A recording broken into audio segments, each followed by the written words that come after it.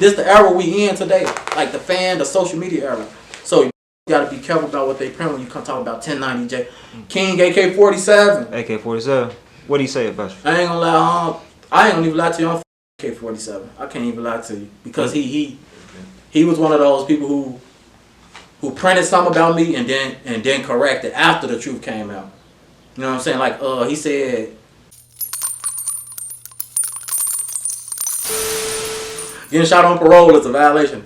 I got shot and they would have sent me back to jail for being around gang. You see what I'm saying? Being involved. I swear to God, he kept calling my mom like, check it. Hell no. I only got like 2 months left anyway. I ain't gonna even lie to you, bro. That. But hell yeah. Man, bro. I know you said, well, I know you mentioned this, and I got 2 different questions. One was jail related, but I know you mentioned like with being in the news, but you was on like Steve Harvey and even Charleston White, so on and so forth, bro. Like, how did that whole stuff come about with your story, bro?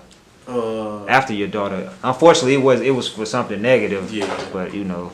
But the Steve Harvey came after a WGCI interview. Yeah, the WGCI interview I did. And WGCI tried to get down on me, tried to assassinate me low key though. That was my first interview, my first real interview, like ever. And I didn't understand media when I took it. Like if I would have knew that they had a motive and you know what I'm saying, an agenda that they were trying to push with me in my story, I'd have never took the WGCI interview. Like if I knew that they was gonna try to tear me down and you know what I'm saying, try to get me to incriminate myself and say, you know what I'm saying, stupid stuff like. But Steve Harvey, co-producer, had listened to their interview. And she had caught the stuff that I was saying about how I grew up. Like, you know what I'm saying? She like, man, I heard you talking about mental health. I heard you talking about your daddy being in the streets, growing up with a single parent mother. And she like, man, I see a lot of people overlooking what you saying. And I get it. Like, you know what I'm saying? Because that's really what I was pushing.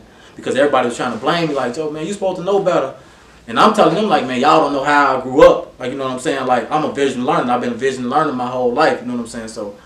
And she like, man, yeah, we want you to talk about that same stuff. We feel like more black men need to hear about mental health, and we feel like you could be a voice for that with your situation, like, you know what I'm saying. So she took all that into consideration. She asked me like, Joe, how much are you willing to change, and can you stay out of trouble? And man, like, you know what I'm saying, I had to make all some promises. Like, Joe, she's like, man, if we take the show, man, you gotta promise you're not gonna get in trouble. Promise it's not gonna backfire or something, because they didn't even want to take the show. Like, you know what I'm saying? A lot of people didn't even want to take my story type shit on, bro, because of the I'm not going to die for my daughter quote and the gangbang that was behind it type shit. But yeah, that came about from WGCI. And Charleston White publicist reached out to me, said he heard about the story and shit. Charleston White, and believe it or not, I'm probably one of the few motherfuckers who Charleston White had a civil conversation with, bro. Like, honestly.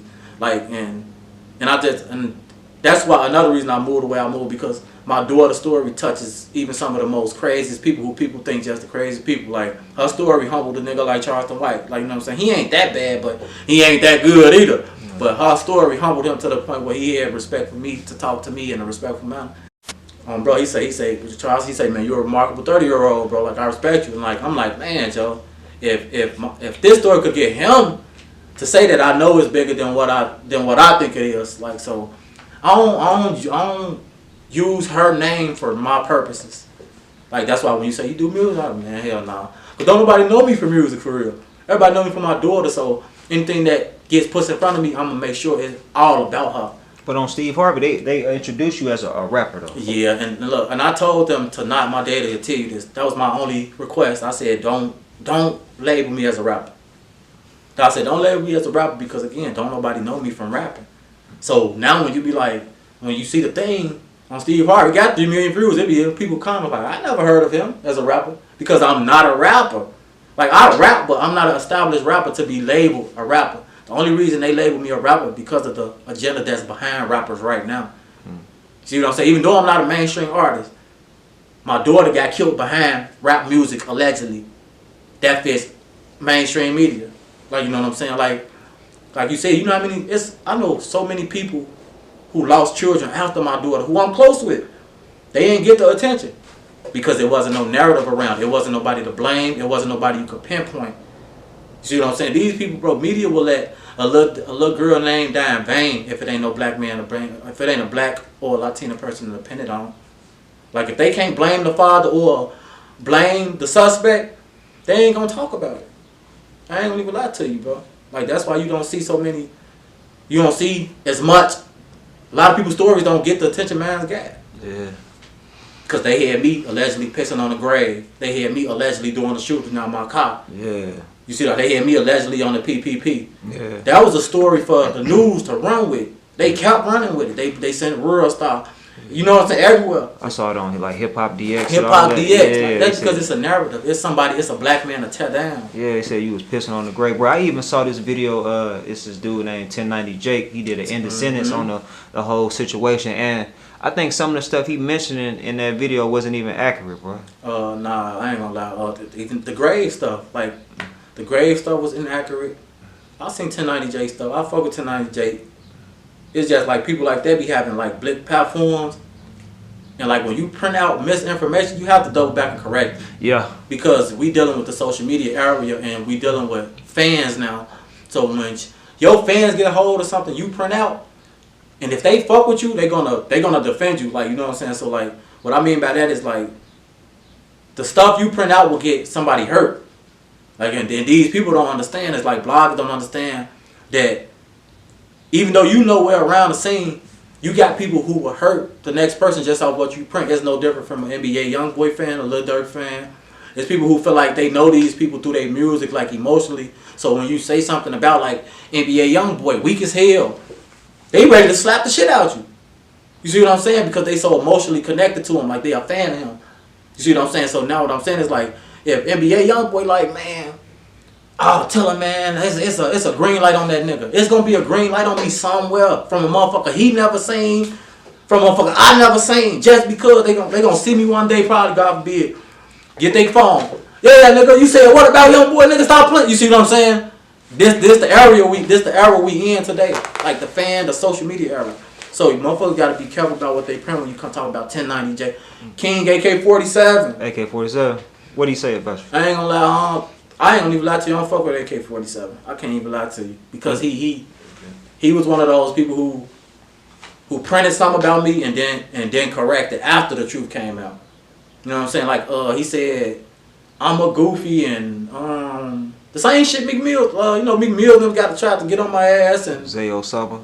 Lil Zay Osama them, like basically all that shit. He was saying the same shit. Then he was one of the ones who said I shielded my daughter. Who said that? King AK. That's what pissed me off. I ain't gonna even lie to you, bro. That rumor, out of all the rumors that rumor heard it though. That rumor heard it. Like, so, because, like I say, your daughter's protector. Like, you know what I'm saying? Like, it's your obligation to make sure nothing happens to her. So to hear a motherfucker like him who got all those subscribers say that I shielded my daughter, because he was really the only motherfucker with a big platform who printed that out, who went on his page and yeah, man, he shielded his daughter. They saying he said this shit out of his mouth type shit, but you feel me? Like, and then he had his fans. That's what I'm saying. Oh, King AK said you. Now I got my phone. You a goofy nigga. Woo, King AK da da da da da da. But he never went back on his word and apologized for the Hold on, so shielded or used her as a shield? Used her as a shield. Like, like he basically was telling like the motherfuckers I put like on some coward stuff. Yeah, like on some coward shit. Like even though it ain't true, it's just like at those times. That's crazy. Which led me to jumping into media because I was so defensive, like trying to argue my point about being a good parent and how much I love my daughter. So hearing that shit at those times was making me react. You know what I'm saying? So now people are like, oh, he chasing that shit. Now I'm really just responding to 1090. I'm responding to King AK. I'm trying to clear up the accusations. That's what led to me getting into media. Was that ever in a police report or in a news article that you used as a shield? Hell no. So that was more so just hearsay? Yeah, that was hearsay. They was trying to, you see, they only said that because she got shot 6 times and I got shot once. So people was trying to be like, how the fuck she get shot all those times? Not understanding that she was in my passenger seat and I was in my driver's seat. A lot of people thought she was in the back of the car, back seat the whole time. She was in my passenger, I was in my driver's seat. But like, it wasn't up in the motherfucking article. Well, so like, did you ever get an opportunity to chop it up with him? He does have a big platform. And something like that getting put out there, I guess it can lead to a lot of different people having a certain perspective on you in a negative way, and you grieving. So it ain't like. See, that's why I hit different. It ain't the fact that it's the truth. Yeah. It's just the fact like I just lost my daughter. Like, do you know what I give to take every bullet? Like, you know what I'm saying? Like, and then like I said, I'm new to media, so at that time, like I said, I wasn't getting all these algorithms and bloggers before my daughter passed. So I was just seeing shit randomly, like King AK speaks on jazz. Like, I ain't know who the fuck he was. Mad as hell. I mean, what the fuck is he talking about? You see what I'm saying? So you reached out to him? I ain't reached out to him, but I seen Seti Nash. He got on Seti Nash at Seti Nash. You familiar with Seti Nash? Yeah, for sure. Seti Nash did some shit about me too. Where he was disrespecting me, but then he doubled back and gave me an apology. And then we doubled back and did an interview. That's what's up.